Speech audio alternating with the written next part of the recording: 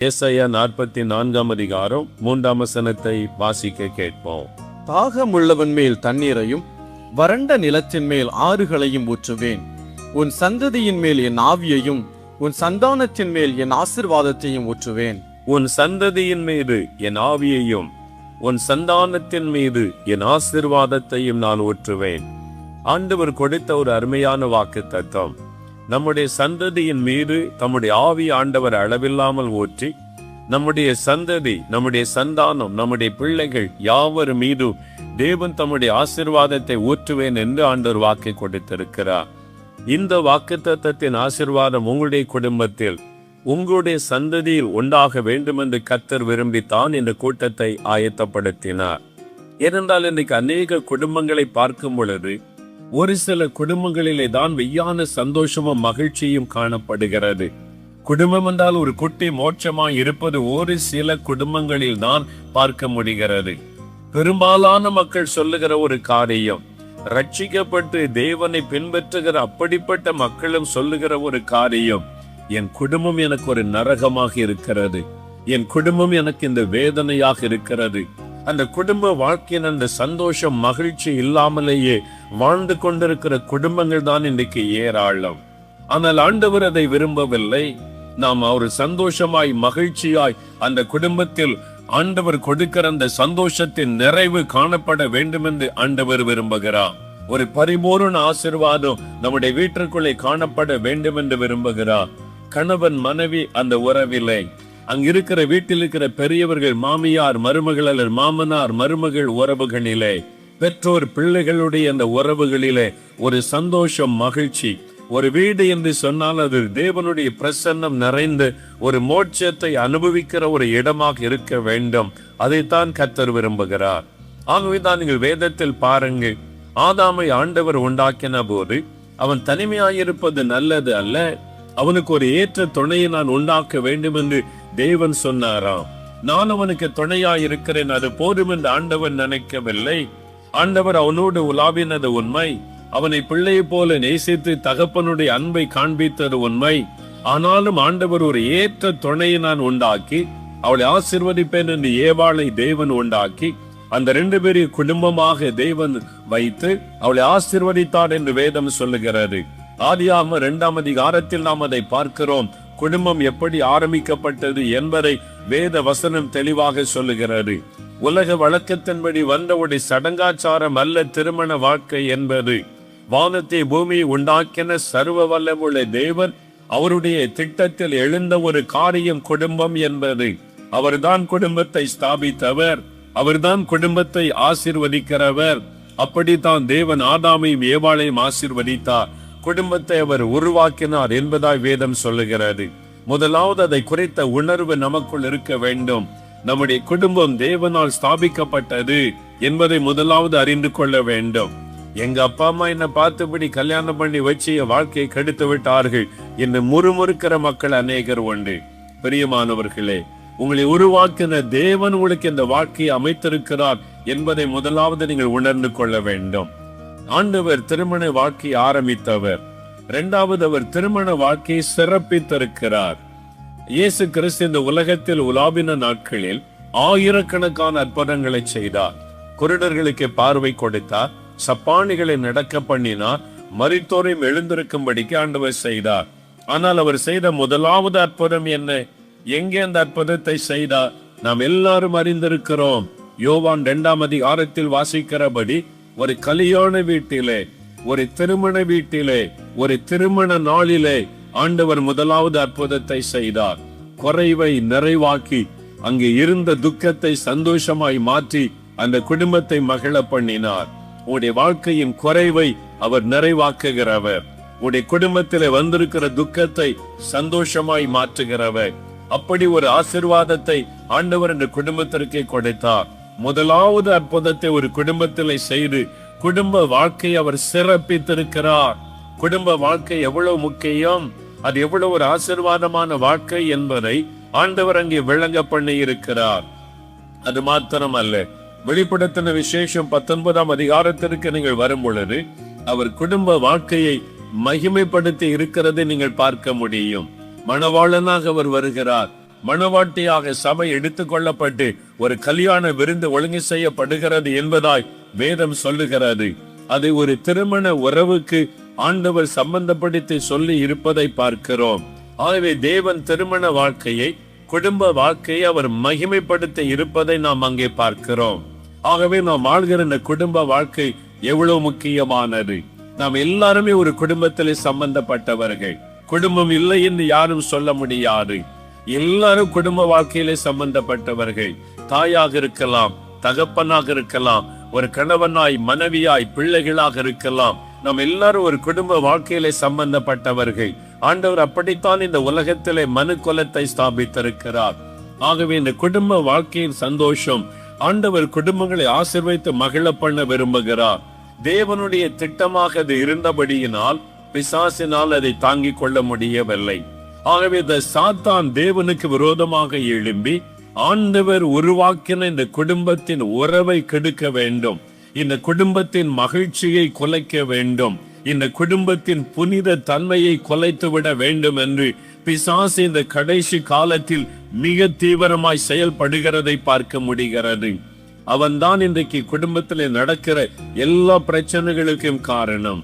குடும்பங்களுக்கு விரோதமாய் எழும்பக்கூடிய பிசாசனுடைய வல்லமைகளை அழித்து உடைய குடும்பத்தில் ஒரு மெய்யான சந்தோஷம், மகிழ்ச்சியை ஆண்டவர் கொண்டு வர விரும்புகிறார். நாம் அதை அறிந்து சத்துருவை நோக்கி நாம் எதிர்த்து ஜெபித்து மேற்கொள்வோமேயானால் நம்முடைய குடும்பம் குட்டி மோட்சமாக மாறும். நம்முடைய குடும்பத்தின் மீது தேவனுடைய ஆசீர்வாதம் உண்டாகும். நம்முடைய குடும்பத்தின் மீது கர்த்தருடைய பாதுகாப்பு இருக்கும். நம்முடைய குடும்பத்திற்குள்ளே தேவ சமாதானமும் மகிழ்ச்சியும் காணப்பட முடியும்.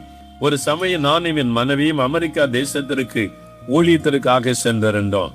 நாங்கள் இங்கே ஊழியத்திற்கு போன சமயம் அங்கே வாஷிங்டன் டிசியிலே மணி செல்வி என்கிற ஒரு தம்பதியினர் இருக்கிறார்கள். எந்த ஊழியக்காரர் போனால் அன்போடு ஏற்றுக்கொண்டு உதவி செய்கிற ஒரு அருமையான தேவனுடைய பிள்ளைகள். அவருடைய வீட்டிலே நாங்கள் தங்கி இருந்தோம். நாங்கள் பிரயாணப்பட்டு போன மிகுந்த ஒரு களைப்பு, வெகு தூர பிரயாணத்தின் நிமித்தமாக ரொம்ப சரீரம் களைத்திருந்தது. அடுத்த நாள் தானே இங்கே ஊழியம் என்று நாங்கள் ஓய்வெடுத்து கொண்டிருந்த சமயம், அதிகாலை நேரம், அந்த சகோதரர் வந்து கதவை தட்டினார். என்ன என்று விசாரித்த பொழுது சொன்னார், உடனே புறப்படுங்க பிரதர், ஒரு வீட்டிற்கு ஜெபிக்க போக வேண்டும் என்றார். சரீரமெல்லாம் களைத்து பலவீனப்பட்டு வெகு தூரம் பிரயாணப்பட்டு வந்து களைத்து நிற்கிறோம். இப்ப எங்க புறப்படுவது? நாளைக்கு தானே ஊழியம். இல்ல, இப்ப அவசரமாக ஒரு வீட்டுக்கு ஜெபிக்க போக வேண்டும் என்று சொன்னார். என்ன காரியம் என்று கேட்டேன். அவர் சொன்னார், எங்களுக்கு தெரிந்த ஒரு குடும்பம், கிறிஸ்தவ குடும்பம் தான். ஆனால் இன்னைக்கு அந்த குடும்பத்திற்குள் அப்பப்போ கணவன் மனைவி பிரச்சனை வரும். அப்பப்போ நாங்க போய் சமாதானம் பண்ணி காரியம் செய்திருக்கிறோம். இன்னைக்கு பிரச்சனை பெரிதாகி விட்டது. குடும்பம் உடைய போகிறது, அந்த குடும்பம் பிரிய போகிறது. அப்படிப்பட்ட ஒரு சீரியஸான ஒரு சூழ்நிலை வந்து விட்டது. நம்ம கொஞ்சம் தாமதித்தாலும் குடும்பம் உடைந்து விடும். வாங்க உடனே போய் நம்ம அந்த குடும்பத்தை பார்த்து ஜெபிக்கலாம் என்பதாக ஒரு அவசரப்படுத்தினார். உடனே சரி என்று புறப்பட்டு நானும் என் மனைவியும் அவரோடு கூட அந்த வீட்டிற்கு போனோம். எனக்கு அன்பானவளே, அந்த அமெரிக்கா தேசத்தில் ஒரு வித்தியாசம். இந்தியாவில் பிறந்ததற்காக நாம் ஆண்டவருக்கு 1000 கோடி ஸ்தோத்திரம் சொல்ல வேண்டும். அல்லேலூயா. நம்ம நாட்டுல ஒரு கணவன் மனைவி பிரச்சனைன்னா காவல்துறையினருக்கு அந்த செய்தி எடுத்து செல்லப்பட்டாலும் கணவன் மனைவி கூப்பிட்டு உட்கார வைத்து அன்பா பேசுவாங்க. அதுக்கும் கேட்கலன்னா அதட்டி பேசுவாங்க. எப்படியாவது சேர்த்து வைக்க பிரயாசப்படுவார்கள். நீதிமன்றம் கூட அவங்களை சேர்த்து வைக்கத்தான் முயற்சிக்கிறது. அமெரிக்காவில் அப்படி இல்லை. ஒரு கணவன் மனைவி வீட்டுல சண்டை போடுறாங்கன்னு பக்கத்து வீட்டுக்காரன் போலீஸ்ல சொன்னாலே 5 நிமிஷத்துல போலீஸ் வந்துடும். 2 பேர்ல ஒருத்தர் உடனே வெளியே போங்கன்னு சொல்லிடுவான். பெட்டி எடுத்துக்கொண்டு கணவன் போறியா மனைவி வெளியே போறியா அவர் பிரிச்சு வச்சிருவாங்க. திருப்பி போலீஸ் உத்தரவு இல்லாம அந்த வீட்டுக்குள்ள வர முடியாது. உடனே 2 பேர்ல ஒரு ஆளை பிரிச்சு அங்கே நிற்கும் போலீஸ் பிரிச்சு வச்சிருவாங்க. உடனே அந்த நாட்டில் நடந்த சில காரியம் அப்படி செய்கிறார்கள் என்று சொல்லுகிறார்கள். என்னாலும் சேர்த்து வைக்க யாரும் பிரயாசப்படுவதில்லை.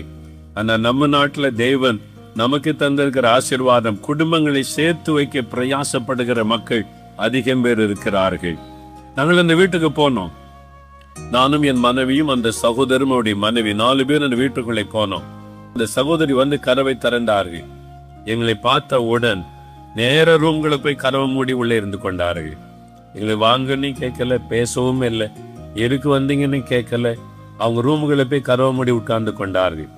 அவருடைய கணவரை பார்த்தா அவர் எங்கள்கிட்ட வாங்கன்னு கேட்கல, அவர் தானா பேசிக்கிட்டு இருக்கார். மனைவியை திட்டிக் கொண்டே, ஆங்கிலத்தில் அப்படியே திட்டிக் கொண்டே அங்கங்க நடமாடுகிறார். தமிழர்கள் தான். அவர் கோபத்துல எரிச்சல்ல பேசுகிறார். பிள்ளைகள் காலையிலே புறப்பட்டு ஸ்கூலுக்கு போயிட்டாங்க. அதுக்குள்ள இங்க பிரிவினை, பயங்கரமான ஒரு சூழ்நிலை. இதை யாருகிட்ட நம்ம பேசுவது?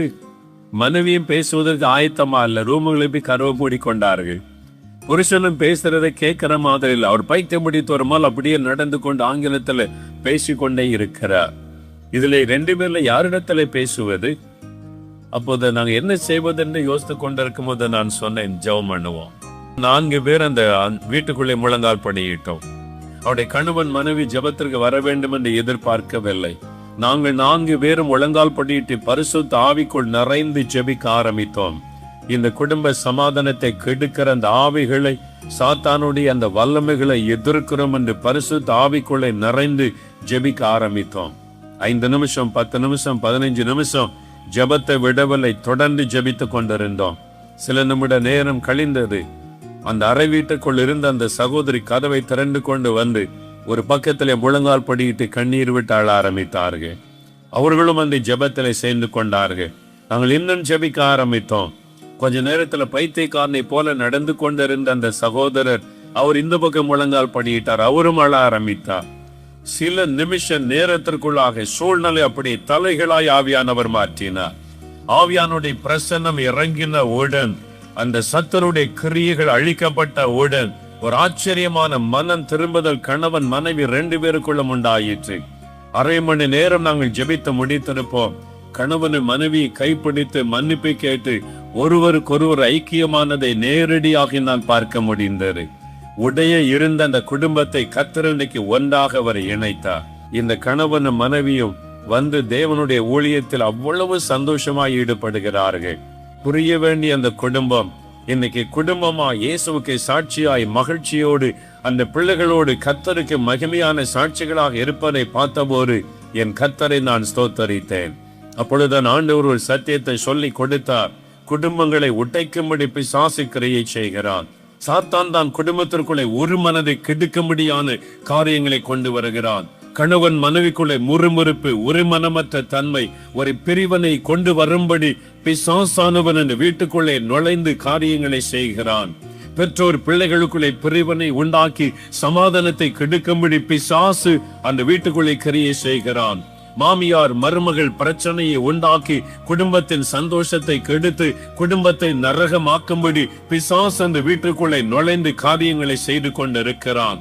ஆகவே இந்த பலவானுடைய கிரியை, பிசாசனுடைய கிரியை அழிக்கப்படும் போது அந்த வீட்டுக்குள்ளே தேவ சமாதானம் உண்டாகும் என்பதை ஆவியானவர் தெளிவாக எனக்கு சொன்னார். எனக்கு அன்பானவர்களே, இன்றைக்கு உங்களுடைய வீட்டை நீங்கள் யோசித்து பாருங்கள். அடிக்கடி எழும்புகிற பிரச்சனைகள், அடிக்கடி எழும்புகிற ஒருமனமற்ற தன்மைகள், அடிக்கடி எழும்புகிற போராட்டங்கள், குடும்ப வாழ்க்கை குறித்த ஒரு வெறுப்பையும் கசப்பையும் உங்களுக்கு உண்டாக்கி கொண்டிருக்கலாம். சில பிள்ளைகளுக்கு, ஏன் இந்த பெற்றோருக்கு நான் பிள்ளைகளா பிறந்தேன், இந்த வீடு ஒரு நரகமாய் எனக்கு காணப்படுகிறது என்று வாலிப பிள்ளைகள் குடும்பத்தை குறித்து சொல்லக்கூடிய வேதனையான காரியங்கள் இன்றைக்கு குடும்பங்களுக்குள்ளே நடக்கிறது. ஒருவேளை உங்களுடைய குடும்பம் அப்படி பாதிக்கப்பட்ட நிலைமையில் இருக்கலாம். பிசாசானவன் எழும்பி உடைய குடும்பத்திற்குள் சமாதானத்தை கெடுக்கும்படி போராடி கொண்டிருக்கலாம். ஆனால் இன்றைக்கு ஆண்டவர் விடுதலை கொடுக்க விரும்புகிறார். இன்று முதல் உடைய வீட்டுக்குள் ஒரு மெய்யான சமாதானம், ஒரு ஐக்கியம், சந்தோஷம், மகிழ்ச்சியை ஆண்டவர் கொண்டு வர விரும்புகிறார். நீங்கள் தேவனுடைய கரத்தில் உங்களை அர்ப்பணிக்கும் பொழுது, உடைய குடும்பத்தை கர்த்தருக்கென்று ஒப்பு கொடுக்கும் போது, இயேசு ஒரு வீட்டிற்குள்ளே வரும் பொழுதுதான் ரட்சிப்பு, ஒரு பூரண ஆசீர்வாதம் உண்டாகும். ஆண்டவர் மனைவிமார்களுக்கு மாத்திரமல்ல, புருஷர்களுக்கும் ஆண்டவர் தெளிவாய் பேசி இருக்கிறார். எபேசியர் 5:25 சொல்லுகிறார், புருஷர்களே உடைய மனைவிகளில் அன்பு கூறுங்கள் என்று வேதம் சொல்லுகிறார். அவளை கசந்து கொள்ளாதிருங்கள் என்று கொலைசீரிலே நாம் வாசிக்கிறோம். உடைய மனைவியிடத்தில் அன்பு கூறுங்கள், அவளை கசந்து கொள்ளாதிருங்கள் என்பதாக வேத வசனம் சொல்லுகிறது. ஒரு மனைவி உங்களுக்கு கீழ்ப்படிந்திருக்க வேண்டும் என்று நீங்கள் எதிர்பார்க்கும் போது, உங்களுடைய மனைவியிடத்தில் நீங்கள் அன்பு கூற வேண்டும் என்ற வேத வசனத்தை மறந்துவிடக் கூடாது. புருஷர்கள் மனைவியிடத்தில் அன்பு கூற வேண்டும். எப்படி அன்பு கூற? நான் நேசிக்க தான் செய்யறேன். சாதாரணமா சொல்லுவாங்க, கேட்டா நேசிக்காமல இருக்கிறேன், என் மனைவியை நேசிக்கிறேன். அப்படி அல்ல பிரியமானவர்களே. ஆண்டவருக்கு பிறகு உடைய மனைவியின் மீது அந்த அன்பு இருக்க வேண்டும். ஆண்டவருக்கு பிறகு உடைய மனைவி தான் அதிகம் நேசிக்க வேண்டும். ஒருத்தர் சொன்னார், திருமணமாகி வந்தவுடனே மனைவியை பார்த்து சிலர் பெருமையா சொல்லுவாங்க, my first wife is my job, my first wife is my business. ஒரு ஆளுக்கு ஒரு மனைவி தான், ரெண்டாவது மனைவி கிடையாதுன்னு பைபிள்ல சொல்லி இருக்குது. உங்களுக்கு ஒரு மனைவி பிசினஸ் தானே, பிசினஸே பண்ணிக்கிட்டு இருங்க, கல்யாணம் பண்ணக்கூடாது. எனக்கு என் பிசினஸ் தான் மனைவி, என்னுடைய வேலை தான் எனக்கு முதல் மனைவினா, ரெண்டாவது மனைவி இருந்தா அது சட்டப்படி குற்றம். அந்த ஒரே மனைவியோட கூட வாழுங்க, திருமணம் பண்ணக்கூடாது. ஒரு பெண்ணை உள்ள வாழ வந்த பிள்ளைய வீட்டுல கண்ணீர் வடிக்க வைத்து விட்டு, எனக்கு பிசினஸ் முக்கியம், எனக்கு வேலை முக்கியம், நீ எனக்கு ரெண்டாவது என்று சொன்னால் வேதத்திற்கு புறம்பான ஒரு காரியத்தை செய்கிறீர்கள். தேவன் அதை பார்த்து கொண்டு அமைதியா இருக்க முடியாது. உங்களை நம்பி தன்னுடைய தாய் தகப்பனை விட்டுவிட்டு, தன் சொந்த உறவுகளை விட்டுவிட்டு, தன் குடும்பத்தின் வசதிகளை விட்டுவிட்டு, உங்களை நம்பி வாழ வந்த ஒரு பெண்ணை வீட்டிலே வைத்து அவளை உள்ளம் காயப்படும்படி, வேதனைப்படும்படி, கண்ணீர் வடிக்கப்படும்படி நீங்கள் வாழ்ந்து கொண்டிருந்தால் அது உங்களுக்கு ஆசீர்வாதம் அல்ல. புருஷர்களே, மனம் திரும்ப வேண்டும். உங்களுடைய மனைவியை சந்தோஷமாய் வைக்கும்படிக்கு தேவன் உங்கள் கையிலே கொடுத்திருக்கிறார். அவள் உங்களுக்கு அடிமையாக தேவன் கொடுக்கவில்லை, வாழ்க்கை துணையாக தேவன் கொடுத்திருக்கிறார். ஏற்ற துணை, உங்களோடு கூட சேர்ந்து ஜெபிக்க, உங்களோடு கூட ஆலோசனை பண்ண, உங்களோடு கூட வாழ்க்கையிலே தொடர்ந்து நடக்க உங்களுக்கு ஏற்ற துணையாக தேவன் கொடுத்திருக்கிறார். நீங்கள் தலையாக இருக்கிறபடினால் மனைவி அடிமை அல்ல, உங்களுக்கு ஏற்ற துணை என்பதை மறந்துவிடக் கூடாது. உங்களுடைய மனைவிக்கு நீங்கள் தான் எல்லாம். வேதத்திலே சொல்லப்படுகிறது, 1 பேதுரு 3:7 மனைவியானவள் பலவீன பாண்டமாய் இருக்கிறபடியால் நீங்கள் விவேகத்தோடு அவளோடு வாழ வேண்டும் என்று புருஷர்களுக்கு ஆலோசனை. மனைவி பலவீன பாண்டம். என்ன பலவீனம்? சரீர பலவீனம் அல்ல. அவங்க எல்லா வேலையும் செய்யறவங்க. இப்ப படிப்புல எல்லா படிப்பு ஆண்களை போல ஈக்குவலா படிக்கிறவர்கள். அவங்களுடைய பலவீனம் என்ன? ஒரே ஒரு பலவீனம் அவங்களுக்கு உண்டு. எல்லா பெண்களுக்கும் ஒரு பலவீனம் உண்டு. அதை புருஷர்கள் புரிந்து கொண்டு நடந்தா அந்த குடும்பத்துல சமாதான ஆசீர்வாதம் இருக்கு. என்ன பலவீனம் தெரியுமா? என் புருஷன் ஆண்டவருக்கு பிறகு என்னதான் அதிகமா நேசிக்கணும். அதான் உடைய பலவீனமே. அதான் உடைய பலவீனமே. என்னதான் அதிகமா நேசிக்கணும். நான் தான் உடைய மனைவி, என்னதான் அதிகமா நேசிக்கணும். அதுதான் ஒரு மனைவியினுடைய பலவீனம். அதை ஒரு புருஷன் புரிந்து கொள்ள வேண்டும். நீ எல்லாம் எனக்கு முக்கியம் இல்ல, எங்க அம்மா இல்லாம நான் வந்தேன், எனக்கு எங்க அம்மா தான் முதல்ல முக்கியம், எனக்கு அம்மா தான், அப்புறம் தான் நீ அப்படின்னு யாராவது ஆண்கள் சொன்னா, நீங்க கல்யாணமே பண்ணாம அம்மா முந்தானியே பிடிச்சுக்கிட்டு இருக்கணும். கல்யாணம் பண்ணக்கூடாது. வேத வசனம் சொல்லுகிறது, தேவனுடைய வார்த்தை சொல்லுகிறது, தன் தாயையும் தகப்பனையும் விட்டு தன் மனைவியோடு இசைந்திருப்பான் என்று இயேசு தன் வாயினால் இந்த வார்த்தையை சொல்லுகிறார். இந்த வார்த்தைக்கு மீறி நடக்கிறவர்களை தேவன் ஆசீர்வதிக்க முடியாது. உங்களுக்கு தேவன் கொடுத்த மனைவி உங்களுக்கு ஒரு ஏற்ற துணை. எல்லாவற்றையும் விட்டு விட்டு உங்களை நம்பி ஒரு புது வீட்டுக்குள்ளே, ஒரு புது மனிதர்கள் மத்தியிலே வர காரணம் என்ன? தன்னுடைய கணவன் தன்னை நேசித்து தன்னை அன்பாய் பாசமாய் வைத்திருப்பான் என்ற ஒரே நம்பிக்கையில் அந்த மகள் எல்லாவற்றையும் விட்டு விட்டு உங்கள் வீட்டிற்குள்ளே வருகிறாள். எனக்கு எங்க அம்மா தான் முக்கியம், எனக்கு என் குடும்பம் தான் முக்கியம், நீ எனக்கு முக்கியமல்ல என்று சொன்னால் நீங்கள் பாவம் செய்து கொண்டிருக்கிறீர்கள். எத்தனை பெண்களுடைய உள்ளம் காயப்பட்டு கண்ணீர் வடித்துக் கொண்டிருக்கிறது தெரியுமா? நீங்கள் வெளியில சொல்லலாம், நான் நேசிக்கிறேன் என்பதாக. உடைய மனைவியினுடைய உள்ளத்தை நீங்கள் காயப்படுத்தி விட்டீர்கள், ஆசீர்வாதமாய் இருக்க முடியாது. வேத வசனத்திற்கு நீங்கள் திரும்ப வேண்டும். உடைய முதல் அன்பு உடைய மனைவிக்கு தான். திருமணத்திற்கு முன்பு உடைய பெற்றோரை நீங்கள் நேசித்திருக்கலாம், வேலையை நேசித்திருக்கலாம், இரவு பகலாய் வேலை வேலை என்று கம்ப்யூட்டர் முன்னால் உட்கார்ந்து இருக்கலாம். ஆனால் திருமணத்திற்கு பிறகு அப்படி இருக்க முடியாது. தேவன் உங்களுக்கு கொடுத்திருக்கிற ஒரு விலையேற பெற்ற பொக்கிஷம் உடைய மனைவியினுடைய உணர்வுகளை புரிந்து உடைய அன்பை காட்ட வேண்டும் என்று வேதம் சொல்லுகிறது. ஒருவருக்கொருவர், ஒரு கணவன் மனைவி ஒருவருக்கொருவர் அன்பா இருக்கணும், ஒருவருக்கொருவர் மன்னிக்கணும்.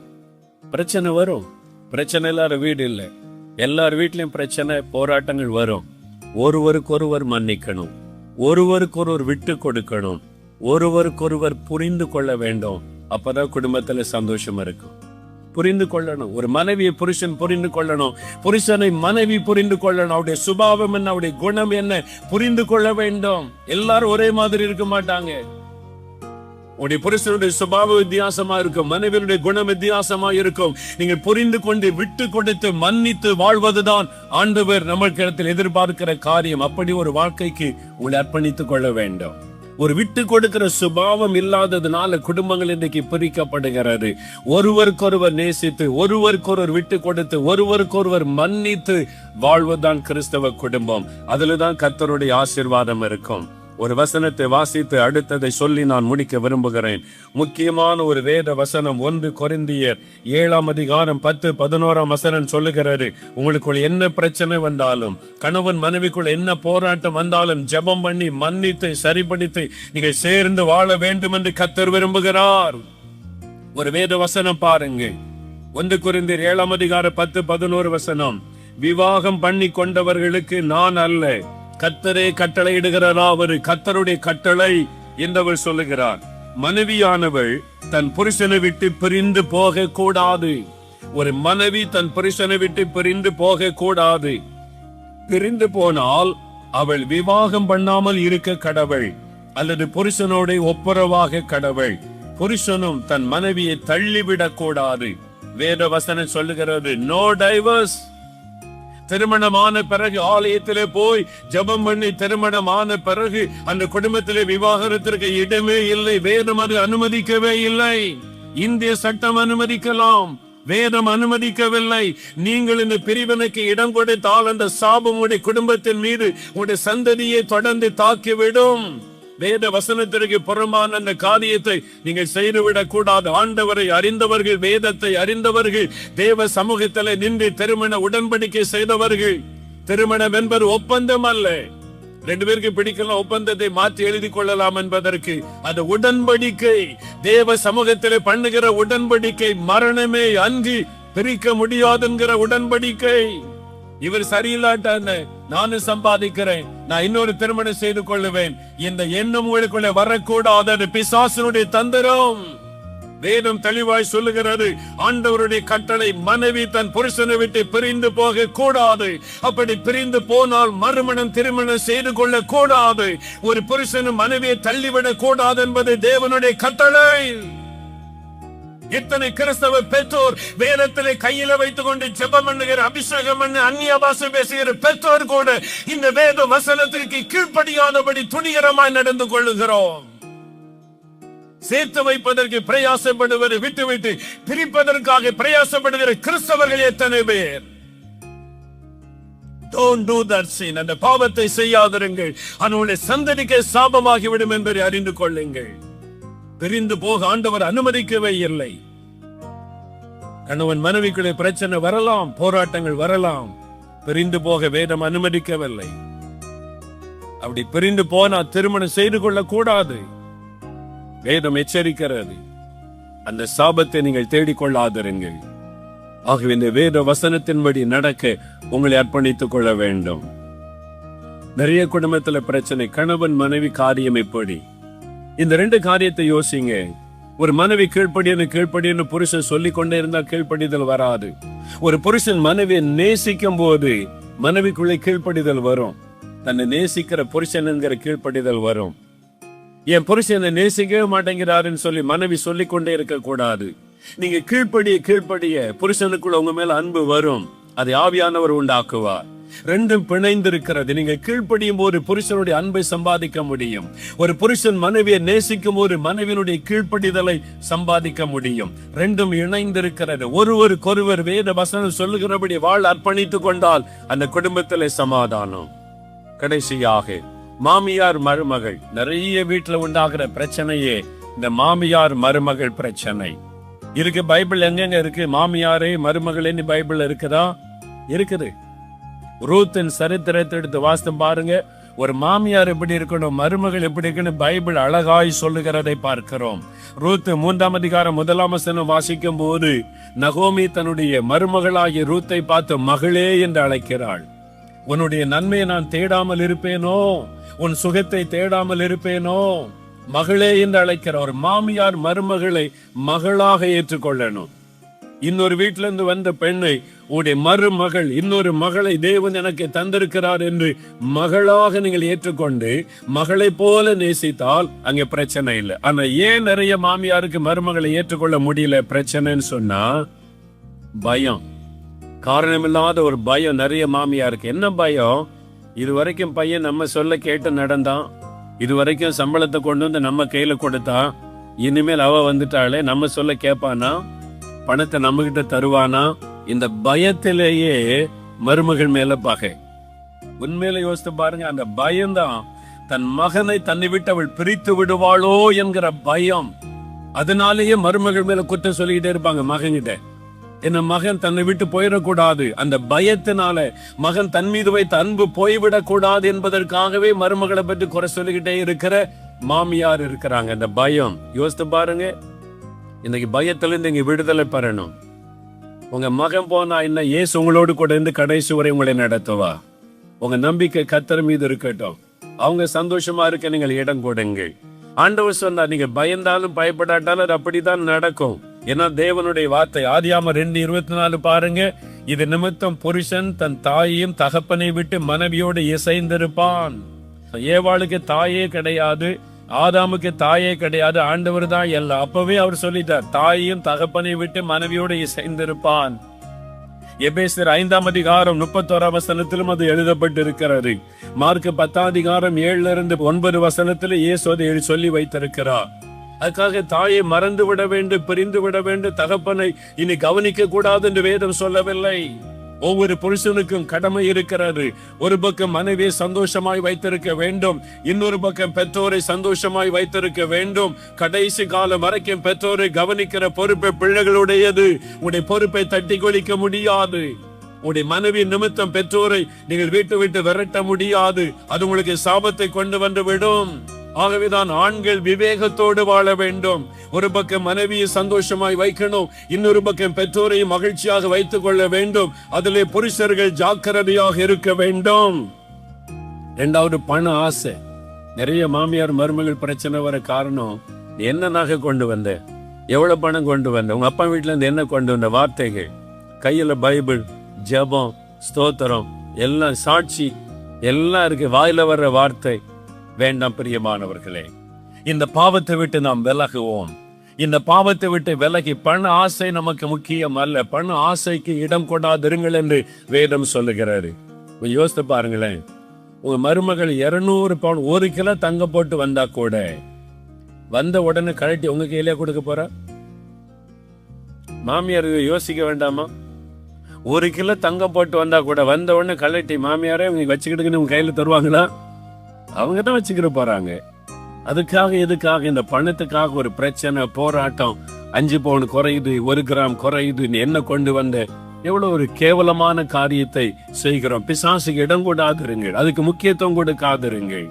பண ஆசைக்கு இடம் கொடுத்து வாழ வந்த ஒரு மருமகளை காயப்படுத்தாதுங்க, உள்ளத்தை வேதனைப்படுத்தாதிருங்க. அன்பா ஒரு உங்க மகளை நேசிக்கிறதே போல நேசிங்கள் என்று வேதம் தெளிவாய் சொல்லுகிறார். மருமகளும் உங்களுடைய மாமியாரும் தாயை போல நேசிக்கணும். அவங்களை சத்துருவான்னு நினைக்காங்க. எல்லா மாமியாரும் இப்படிதான் இருப்பாங்க அப்படின்னு சொல்லி வரும்போதே அப்படி வராதங்க. சில பெற்றோர் மாமியாரை குறித்து ஜாக்கிரதையா இரு, அவ சரியில்லைன்னு சொல்லி சில பெற்றோர் சொல்லி அனுப்புறாங்க. அப்படி சொல்லாதங்க. ஒரு தாயை போல நேசி. எல்லாத்துக்கிட்ட உள்ள குறை அவங்ககிட்ட இருக்கலாம். நீங்களை தாயை போல நேசித்து அந்த குடும்பத்தை கட்ட வேண்டும் என்று சொல்லி அனுப்ப வேண்டும். அதான் வேதம் சொல்லுகிற ஒரு காரியம். ஆகவே அப்படி ஒரு குடும்பத்தை கட்டி எழுப்ப நம்மை அர்ப்பணித்துக் கொள்ள வேண்டிய அவசியம். வேத வசனத்தின்படி வாழ நம்மை அர்ப்பணித்துக் கொள்ளுவோம். அப்போ உடைய குடும்பத்துல தேவனுடைய ஆசீர்வாதம் உண்டாகும். கர்த்தருடைய ஒரு ஆசீர்வாதம், பரிபூரண ஒரு ஆசீர்வாதம் உண்டாகும். இந்த ஆசீர்வாதம் உண்டாக வேத வசனத்துக்கு முதலிடம் கொடுங்க. வசனத்துல சொல்லப்பட்டபடி வாழ உங்களை அர்ப்பணித்துக் கொள்ளுங்க. கர்த்தர் உங்களை ஆசீர்வதிப்பா. உங்களை நேசிக்கிற மாதிரி உங்களுடைய மனைவியை நேசிக்கணும் என்று ஆண்டவர் சொல்லுகிறார். அந்த மாதிரி நேசிக்கிறீங்களா? உங்களை எந்த அளவு நேசிக்கிறீங்களோ அப்படி உங்களுடைய மனைவியை நேசிக்கிறீங்களா? ஏன்னா நீங்கள் 2 பேர் தான் ஒரே சரீரம் ஒன்று. உங்கள் அம்மாவும் நீங்களும் ஒன்று, உங்கள் அப்பாவும் நீங்களும் ஒன்றுன்னு பைபிளில் இருக்குதா? இல்லை. மனைவி நீங்களும் தான் ஒன்று, நீங்கள் தான். நீங்க புருஷர்கள் இதை புரிந்து கொள்ளணும். உங்களை நம்பி உங்களை வாழ வந்த ஒரு மனைவி அவங்களுடைய உணர்வுகள், ஆசாபாசங்கள் எல்லாத்துக்கும் மரியாதை கொடுத்து அவங்கள இருந்து அன்பா சந்தோஷமாய் வைக்க வேண்டிய பொறுப்பு புருஷனுடையது. அதுதான் வேதம் சொல்லுகிறாரு. அதனால நீங்க இந்த காரியத்துல கவனம் செலுத்தி உங்களுடைய மனைவிக்கு என்ன விருப்பம், நான் பெருசா ஒன்று கேட்க போறதில்லை. ஒரு சின்ன காரியம் கணவர் கையிலேருந்து எனக்கு கிடைச்சா நல்லா இருக்கும், அதான் அவனுடைய எதிர்பார்ப்பு, அவ்வளவுதான். இது கூட உங்களால செய்ய முடியாதா? யோசித்து பாருங்க. உங்களுடைய மனைவியை நேசிக்கிறீங்களா? உண்மையா நேசிக்கிறீங்களா? ஆண்டவருக்கு பிறகு உங்களுடைய அன்பு யாருக்கு அதிகமா இருக்குது? உங்களுடைய மனைவி மேல இருக்குதா? யோசித்து பாருங்க. ஏன்னா உங்களை நம்பி வாழ உங்களை கைப்பிடிச்சு வந்திருக்கிறாங்க.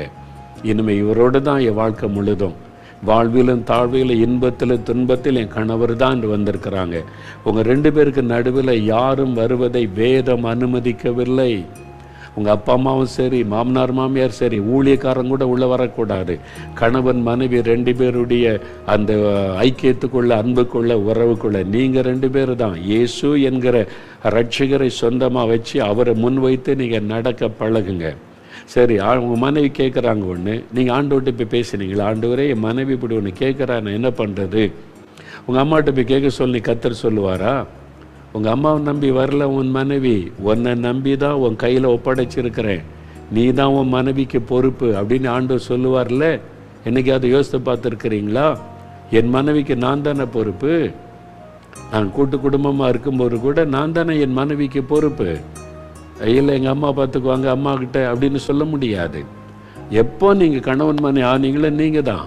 அதனால இதில் புருஷர்கள் கவனம் செலுத்தணும், உங்களை ஒப்பு கொடுக்கணும். ஆண்டவரே கிருபை தாங்கன்னு சொல்லி இப்போ ஆண்டவரை பார்த்து சொல்லுங்க, ஆண்டவரே நான் என்னுடைய மனைவியை நேசிக்கணும், முழு இருதயத்தோடு நேசிக்கணும். எங்கள் அன்புக்கு குறுக்க யாருக்கும் நான் இடம் கொடுக்கக்கூடாது. எங்கள் அப்பாவாக இருந்தாலும் சரி, அம்மாவாக இருந்தாலும் சரி, என் சகோதரன சகோதரி, வேலை, நண்பர்கள், ஊழியக்காரங்களுக்கு கூட நான் இடம் கொடுக்கக்கூடாது. நானும் என் மனைவியும் நீங்களும் ஒரு குடும்ப ஐக்கியமாக நாங்கள் வாழணும். ஆண்டவரே அந்த கிருபை தாங்கன்னு கேளுங்க. ஆண்டவர்கிட்ட ஒப்பு கொடுங்க. இந்த தவறை விட்டு மனம் திரும்பி ஒப்பு கொடுத்துருங்க. உங்கள் குடும்பம் மகிழ்ச்சியான குடும்பமாக மாறிடும் பாருங்க. இப்போ ஆண்டவர்கிட்ட ஒப்பு கொடுத்து ஜெபிக்கிறீங்களா? அப்படியே வலதுகரம் வைத்துங்க. தகப்பனே, அருமையான இந்த ஐக்கியத்திற்காக, அன்புக்காக ஸ்தோத்திரம். இந்த நல்ல ஒரு மனைவியை நீ தந்திருக்கிறதற்காக ஸ்தோத்திரம். என்னோடு இணைந்து வாழ, என் துன்பத்திலும் இன்பத்திலும் வாழ்விலும் தாழ்விலும் என்னோடு கூட இணைந்து நிற்கிற ஏற்ற துணையை தந்திருக்கிறதற்காக ஸ்தோத்திரம். என் மனைவியை நேசிக்க எல்லாரையும் விட ஆண்டவருக்கு பிறகு என் மனைவியிடத்தில் அன்பு காட்ட, ஆண்டவரை அவள் அன்பாய் நேசித்து வைத்துக் கொள்ளுகிற இருதயத்தை எங்களுக்கு தாரும், எனக்கு தாரும். இனிமேல் நான் எந்த விதத்தில் கசந்து கொள்ளாதபடி என் மனைவிக்கு நான் முக்கியத்துவம் கொடுத்து நேசித்து உம்முடைய வசனத்தின்படி வாழ அர்ப்பணிக்கிறேன் என்று யார் யார் ஜெபிக்கிறாங்களோ அந்த குடும்பத்தில் நம்முடைய அன்பு வெளிப்படட்டும், அன்பு பூரணப்படட்டும், அன்பு நிரம்பி வழியட்டும், சந்தோஷம் மகிழ்ச்சி உண்டாகட்டும். இதை தடைப்படுத்துகிற பொல்லாத சாத்தானுடைய கிரியைகள் குடும்பத்தை விட்டு விலகட்டும். ஒவ்வொரு சகோதரருடைய உள்ளத்திலும் ஆண்டவர் பேசி அருளும். ஆண்டவர் அப்படி செய்கிறதற்காக ஸ்தோத்திரம், ஸ்தோத்திரம். இயேசு கிறிஸ்துவின் நாமத்தில் ஜெபிக்கிறோம் பிதாவே, ஆமென்.